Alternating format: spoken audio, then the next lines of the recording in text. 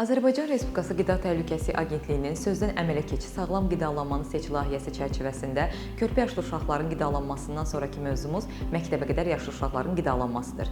2-5 yaş dövrü uşağın körpəlikdən uşaqlığa keçid mərhələsidir və bu dövr qidalanma vərdişlərinin formalaşması baxımından xüsusi əhəmiyyət daşıyır. Bu yaşlarda uşaqlar yeni dadlar kəşf edir, müxtəlif dadları sınaqdan keçirir və tədricən müstəqil seçim etmə bacarığı qazanırlar. Bu mərhələdə formalaşan qidalanma davranışları gələcək illərdə də davam edir və uşağın fiziki böyüməsinə, zehni inkişafına və ümumi sağlamlıq vəziyyətinə birbaşa təsir göstərir. Buna görə də məktəbəqədər dövrdə uşaqlara düzgün və sağlam qidalanma prinsiplərinin aşılanması böyük əhəmiyyət kəsb edir. Bu anemiya, artıq çəki və gələcəkdə ikinci tip şəkərli diabet, hipertoniya və ürək-damar xəstəlikləri kimi qeyri-infeksion xroniki xəstəliklərin də riskini azaldır.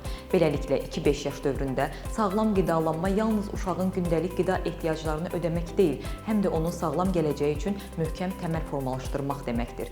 Unutmayaq, sağlam gələcək sağlam vərdişlərlə başlayır. Sözdən əmələ keç, sağlam qidalanmanı seç layihəmiz davam edir.